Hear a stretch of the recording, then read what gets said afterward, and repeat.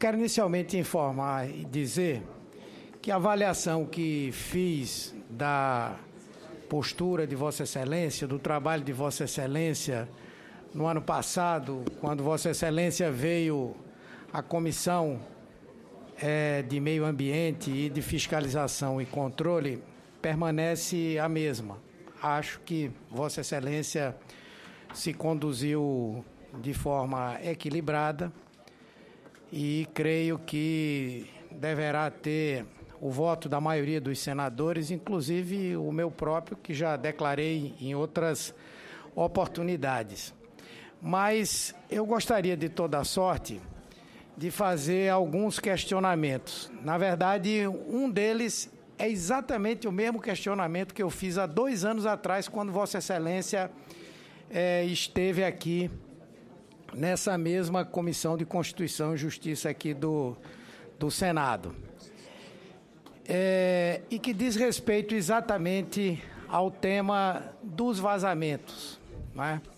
Só para que Vossa Excelência tenha uma ideia, ao longo desse segundo semestre do ano passado, quando aconteceu a eleição para os governos estaduais, o Senado, a Câmara dos Deputados, houve vários vazamentos, foram para os jornais nomes de pessoas que teriam sido supostamente delatadas por alguns desses colaboradores atuais.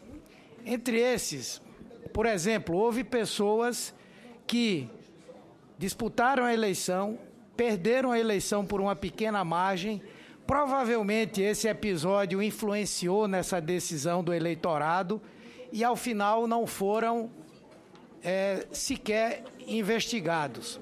Outros que não foram sequer investigados, apesar de reiteradas denúncias dos delatores, e que, se seus nomes tivessem sido vazados na eleição, certamente não teriam obtido sucesso eleitoral.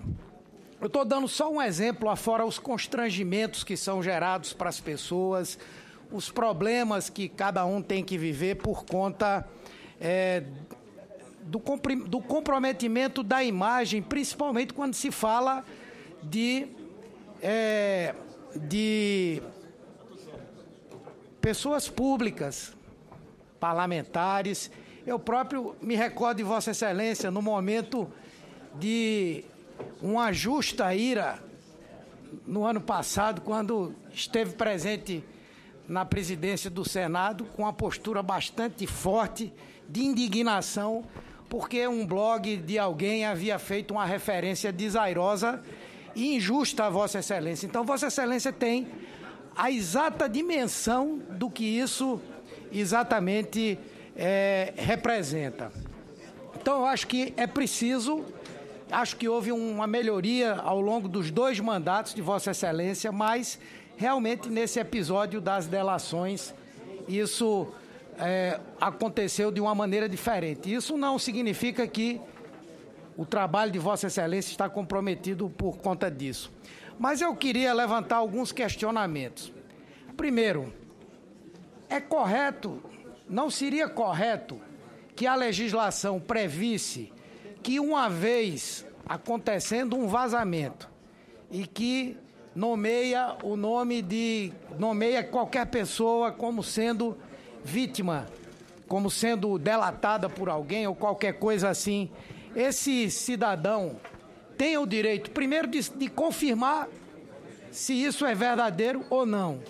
Segundo, esse sigilo não deveria, para aquele que teve o seu nome vazado, esse sigilo não deveria ser suspenso para que a própria pessoa tivesse pelo menos a condição de se defender, ter uma confirmação da autoridade de se aquilo é verdadeiro ou não precisava nem ser feito publicamente, e também, olha, eu tenho o direito de saber se é verdade e o que é que foi dito. Então, isso é uma primeira pergunta. A outra diz respeito à questão da delação premiada. Em 1996, quando eu era deputado federal, não fui o único, mas havia vários projetos que tratavam de proteção à testemunha e delação premiada, colaboração eficaz, o nome que se quisesse dar. E acho que esse mecanismo ele é um mecanismo importante. Mas eu queria levantar 3 questões conceituais. Presidente, será que não dava para pedir para os colegas aqui fazerem um pouco de silêncio?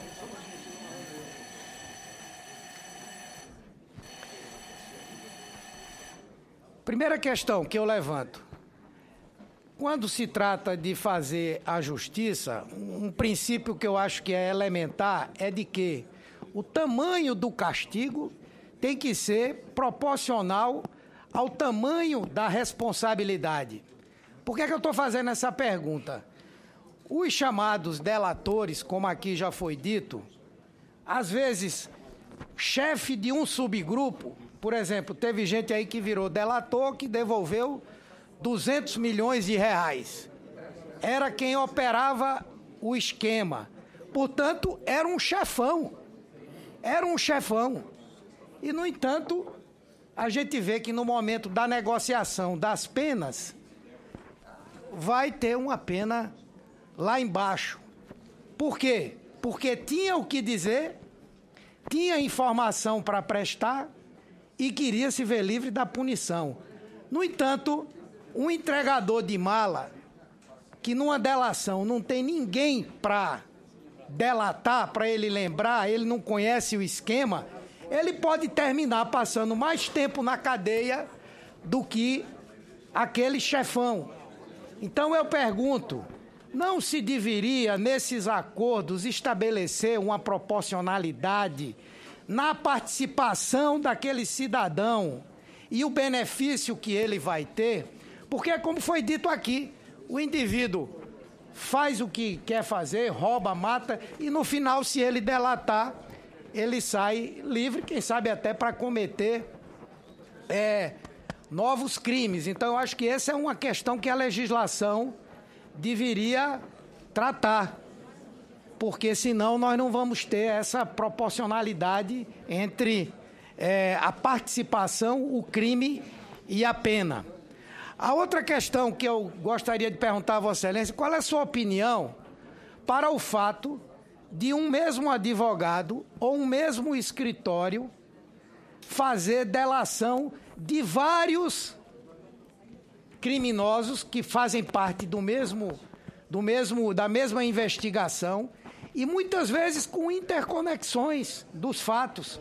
Então, por exemplo, uma pessoa que é advogada de mais de um delator pode acertar posições, acertar versões, combinar quem vai entregar, quem não vai entregar. Então, eu acho que a legislação precisaria de um aperfeiçoamento nesse aspecto. Acho que um mesmo advogado não deveria, dentro do mesmo processo, ter autorização legal para fazer a delação ou a representação da delação de mais de um integrante. Nem ele, nem seu escritório. A outra questão, a última, que aí eu queria perguntar a Vossa Excelência no sentido do seguinte: alguns ministros do Supremo já chegaram a dizer, puxa vida, são 20 e tantos delatores. Não é delator demais para um processo como esse? O que é que eu estou querendo perguntar a Vossa Excelência? O Estado, ele tem a responsabilidade de desvendar os crimes. Ele tem que ter os instrumentos de inteligência, da capacidade de investigação para poder exatamente desvendar os crimes. Ora, se o Estado se utiliza unicamente da confissão de participantes desses crimes, esse Estado não está se mostrando um Estado ineficaz em cumprir esse papel que é exatamente o de fazer a investigação? Porque, veja, a rigor, o ideal era que a polícia, o Ministério Público, identificasse os criminosos, os chefes, os crimes e todos pagassem ao pé do que diz a lei. Então, quando se faz a delação premiada, Não somente o Estado está dizendo, eu, para poder cumprir o meu papel, preciso que alguém venha cá me dizer o que aconteceu, confessar. E segundo, esse alguém que cometeu o crime, em confessando, ele não vai ter a pena que ele deveria ter se o Estado, ele próprio, fizesse a investigação, levantasse as provas e levasse para julgamento. Eu estou dizendo isso só por uma razão. É fundamental esse mecanismo da delação premiada, mas ele não pode ser transformado agora num bezerro dourado que vai ser, vamos dizer assim, a resposta para todos os problemas. Quando nós sabemos, inclusive, que num processo como esse pode haver injustiças. Como, por exemplo, ontem um delator, falando aí numa cariação, disse que se equivocou em relação a um parlamentar quando o delator, quer dizer, alguém está respondendo um inquérito porque houve um equívoco de um delator. Então, eu queria ouvir de Vossa Excelência a sua posição sobre essas questões. Novo procurador, com a palavra.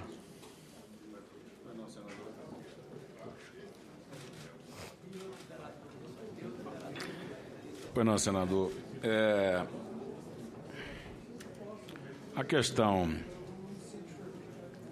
de nomear ou de indicar alguém que possa ou não estar incluído numa colaboração, o erro está nessa nomeação, nessa indicação,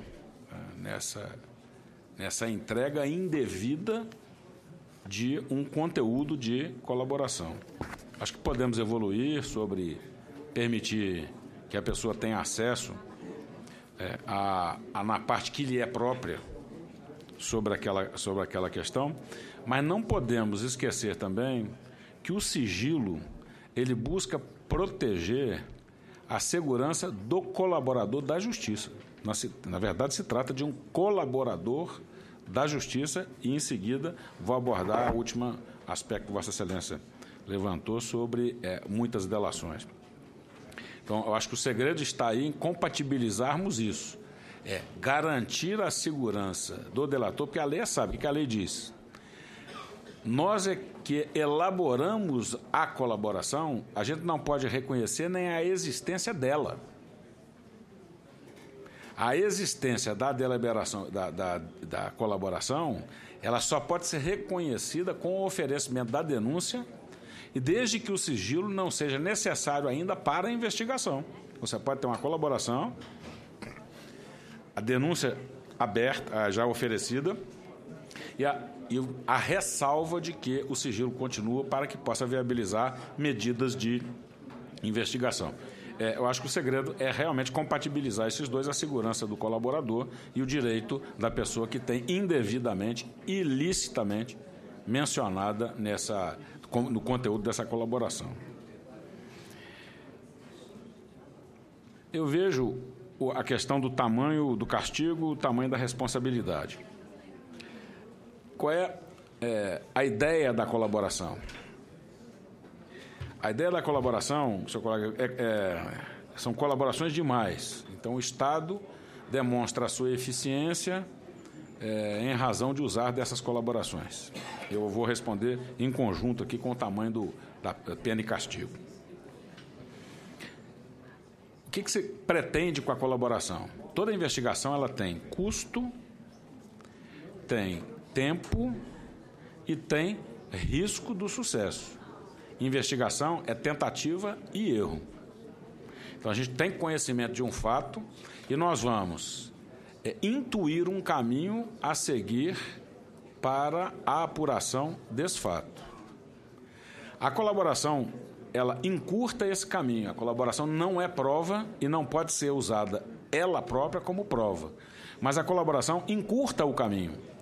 Então, se houve, por exemplo, um desvio de recurso, se houve, por exemplo, uma fraude à licitação, o colaborador diz, olha, a licitação X foi fraudada e nós temos aqui como apurar essa história. Houve um conluio entre empresas que participaram, que fizeram assim, que acertaram, cartelização, e a prova do cartel deve ser tomada através deste caminho. Então, o que a gente tem que compatibilizar é a atividade do Estado para investigar que tem custo, que tem tempo e que tem risco de sucesso, com a utilização desse instrumento que permite, com menor custo, com menor tempo, um maior grau de sucesso. Então, esse é que eu vejo o grande valor dessas colaborações. E aí vem o carregador de mala e o sujeito que é chefe da organização criminosa. A responsabilidade ela é proporcional à participação também das pessoas na organização criminosa e no cometimento dos delitos. Aí você tem a proporção entre pena e castigo.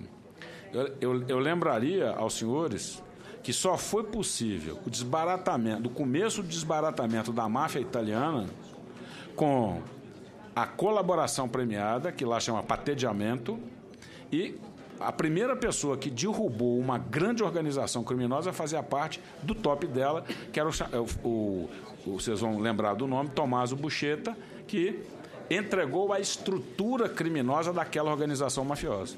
E, com base nisso, o Estado italiano pôs desmontar aquela organização criminosa. Quer dizer, essa colaboração é de tal grau que te permite pegar uma organização criminosa e destruí-la, decompô-la, conhecer a organização criminosa nas suas entranhas, conhecer a organização criminosa por dentro. E isso a gente só pode obter quando alguém nos revela a estrutura dessa organização criminosa. Senão nós vamos ter que seguir tentativa e erro, tentativa e erro, tentativa e erro, até chegar nessas organizações. E lembrar também que essas organizações criminosas, elas têm barreiras de contenção para evitar que elas sejam desbaratadas como um todo. Então, as pessoas têm conhecimento, não têm conhecimento total da organização, ela tem conhecimento de parte ou de uma parte mínima da organização. Quem está em cima tem conhecimento de toda a organização. Aí essa colaboração ela tem que ser vista como uma maneira mais benevolente realmente que o entregador de mala, porque para o entregador de mala a pena já é muito menor do que um capo ou porque um dirigente de uma organização criminosa. Então eu vejo assim, no meu entendimento já existe esse equilíbrio entre pena e castigo e que a colaboração ela é muito boa, sim, é boa, ela com menos custo, com menos tempo, ela aumenta e muito o grau de sucesso de uma investigação. A nossa lei, e aí eu rendo minhas homenagens ao Parlamento, a lei que vige hoje da colaboração premiada, ela cuidou de pegar todos os problemas que ocorreram em outros países e trouxe para dentro da lei para evitar esses problemas. Tem um caso célebre na Itália de um apresentador de televisão, eu estou tentando lembrar o nome dele aqui, não consigo me lembrar, que esse sujeito ele tinha um programa na RAI, que é uma empresa de rádio e televisão italiana, com uma audiência enorme. E numa investigação de organização criminosa, um pentito, como se diz lá, que é o colaborador aqui para nós, diz que essa pessoa estava envolvida numa organização mafiosa de tal nome, em tal lugar, etc. A vida dessa pessoa foi absolutamente destruída. Perdeu o emprego, perdeu a família, enfim. O sujeito, de um dia para o outro, desabou. E ele insistia, eu não tenho nada a ver com isso, eu sou inocente, eu não tenho nada a ver com isso, eu sou inocente. Aí, no final, se descobre que, como ele, como repórter, havia feito matérias com referência a uma das pessoas que integravam essa organização criminosa, esse sujeito foi utilizado para destruí-lo mesmo. E esse cara, eu não consegui ainda lembrar o nome do italiano, mas é um apresentador famoso, né, já falecido. Esse caso trouxe para a nossa lei o quê? Se o delator ele imputa um fato falso ou um fato distorcido a alguém, ele tem quebrada a delação em relação a ele e comete tipo penal específico. E as penas não são baixas. outro problema que existia nessas colaborações, e se eu estiver me estendendo muito, presidente, por gentileza, mas o assunto realmente, para mim, é muito, muito bom, porque são instrumentos excelentes de atuação do Ministério Público. Outro fato era, como é que você pode utilizar como prova uma colaboração premiada sem nenhum suporte por trás de que esse indivíduo que fala é um indivíduo que reconhece a prática de crime, reconhece participar de uma organização criminosa e você não pode dar a ele, pelo menos, ao meu ver, com justeza o parlamento fez, esse acreditar na palavra dele simplesmente. Não. O que diz a lei, então? A delação a colaboração penal, ela não é tida como prova isolada. Você tem que checar a verossimilhança daquela história contada pelo sujeito. E só depois que você checa com fatos concretos e objetivos que a história contada é uma história real, é que passa a ter um valor relativo o depoimento do colaborador. Então, assim, a lei nossa, ela teve o cuidado de importar, né, no bom sentido, para soluções que os outros países aprenderam na tentativa e erro e aprenderam apanhando. Então, agora, por último, a questão dos advogados. Senador, realmente é complicado. Eu acho que o limite disso vai estar no sigilo profissional. Então, hoje, qual é a regra que existe em geral? Um advogado não pode ser advogado de mais de um réu se não houver compatibilidade de defesas. Eu acho que a solução está por aí. Não havendo compatibilidade de defesas, esse advogado não pode participar de mais de uma delação. E se ele orienta o cliente de uma forma a fazer uma semidelação, omitir ou falsear, né, ou a pessoa que faz isso comete o crime previsto na lei, perde os privilégios da delação, e eu tenho convicção doutrinária de que o advogado que assim induziu é copartícipe nesse crime também. Então, eu acho que a saída é pensar aí no sigilo profissional e na compatibilidade de defesas. Para a réplica, o senador Humberto Costa. Não, quero dizer que eu concordo com o procurador quando ele diz que, na verdade, o problema não é o sigilo, é a quebra desse indevida sigilo. Agora, o que é que, do ponto de vista prático, Vossa Excelência, na condição de chefe do Ministério Público, imagina poder fazer? A gente sabe que, às vezes, é até difícil saber quem vazou. Pode ser a polícia, pode ser alguém do Ministério Público, o próprio pode advogado, ser até o juiz, pode ser o advogado, pode ser muita gente que faça isso. Mas o que fazer no sentido da inibição do vazamento, não é? Esses casos, por exemplo, que Vossa Excelência citou aqui, um no Rio Grande do Sul e outro na própria delação do Ricardo Pessoa, não podem ser emblemáticos se for dada a devida publicidade a essa identificação para que outros não ajam da mesma maneira na impunidade? Esse é um ponto. O outro, acho interessante Vossa Excelência admitir a possibilidade de a pessoa sobre a qual houve um vazamento, pelo menos ter a informação de se aquilo é real ou não ter acesso ao processo, mas aquilo que lhe diga a respeito, se isso poderia ser um procedimento do Ministério Público, se isso precisaria de uma lei ou não, alguma coisa nesse sentido. Eu concordo com Vossa Excelência, inclusive o que, vamos dizer assim, presidiu a adoção desse mecanismo da delação premiada é exatamente isso, permitir que nós, num espaço de tempo mais curto, possamos chegar a um resultado na investigação. Porém, como acho que essa questão do direito, da liberdade, da garantia individual é uma coisa fundamental, também é preciso, no meu ponto de vista, um rigor maior com aqueles.